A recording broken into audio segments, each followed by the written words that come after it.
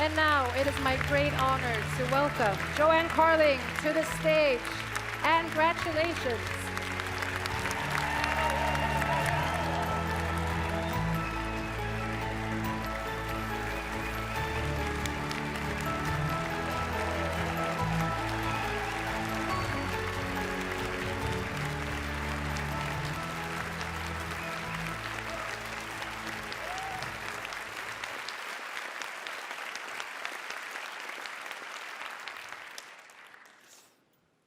I am deeply honored to receive this award, not only for myself, but for all Indigenous peoples and defenders around the world who stand on the front lines of justice and environment protection.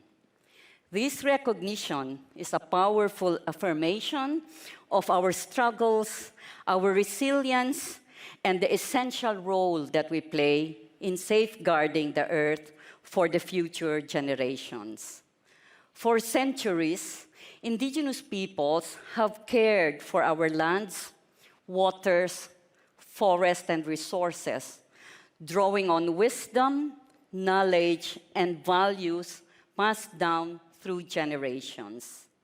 Yet today, our territories and our lives are under constant threat. Our lands are being grabbed, violence are taking place, from environmental destruction to criminalization. This is the reality that we face. We are targeted simply for defending our rights and the health of the planet. This award amplifies our voices and sheds light on our challenges, but it also serves as a call to action.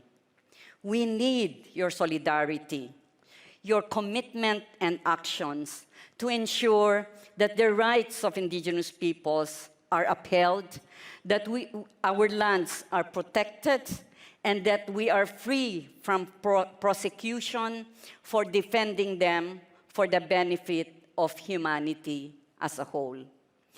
In the words of our ancestors, we do not inherit the earth from our ancestors.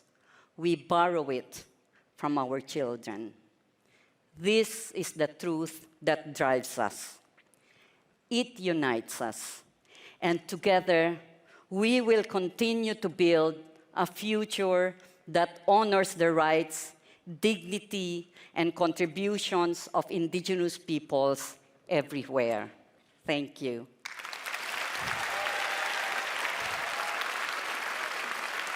Congratulations once again, Joan Carling.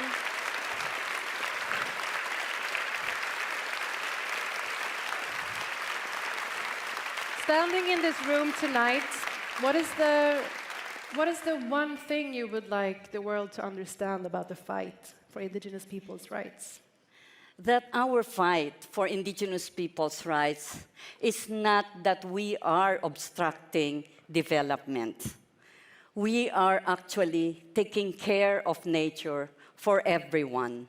Indigenous peoples have the knowledge, the wisdom, and the practices that we continue to sustain our resources to be able to feed the world and to be able to protect the planet for all humanity. But those that are interested in our resources are saying that we are against development, that we are obstructing national interest. But is it national interest to destroy our environment? Is it for national interest to pollute the rivers, the water? Is it natural interest that business do this for profit? It's not. And we are putting our lives on the line to protect all of these resources for all of us. So we are the partners, in fact, of everybody in our common responsibility to save the only planet that we all depend on. Thank you, Joan Carling. If I may ask you, there are many people here who are change makers themselves, maybe in the beginning of their change-making career. If you could give your younger self a piece of advice in that beginning of your journey of activism, what would that be? Yeah, the beginning of my activism, of course, it's full of energy, right? You want to take action immediately. But it's important to actually be patient, to listen, to really plan your steps in a way that you really get the objectives that you want. When I was visiting villages, I was trying to understand why women takes a lot of time, and even elders take a lot of time to discuss the problem. When I say, these are the solution, these are the solution. But the point is, we need to hear everybody's voice. We need to hear everybody's possible solution. We need to hear everybody's idea. And then we come with a solid solution that we all agree. In that manner, we will all act together. And that is a big lesson for me. I wish I would have done that better when I was young, but I hope I can imbibe that lesson to everyone, that it's important, always important, to listen and plan together and take action together and listen to every voice. It matters. And I have to ask you, because many countries like Sweden have a strong environmental movement. I believe we have some in the forefront right here, Yes. looking at all the young people, assuming it's them. But there may still be a disconnect between environmentalism and indigenous rights. But so how can allies better support indigenous-led climate solutions? I think allies can better support indigenous-led solutions if we build partnerships, if we collaborate. We have a common aspiration, and that is to protect the environment. And indigenous peoples are already doing this. We have our knowledge, but we need your support. We need your support when we are being attacked. We need you to stand for us. We need you to also mobilize resources because our resources are being grabbed. We need to protect them with you and with your support.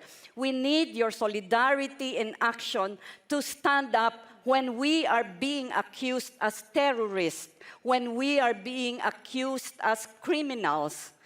Because your voice will matter, your action will matter. Together, we can really stand in protecting the planet and in upholding the dignity and right of every person. Perfectly put. Thank you so much to Joan Carling, and congratulations on this wonderful achievement and your contribution. Thank you so much.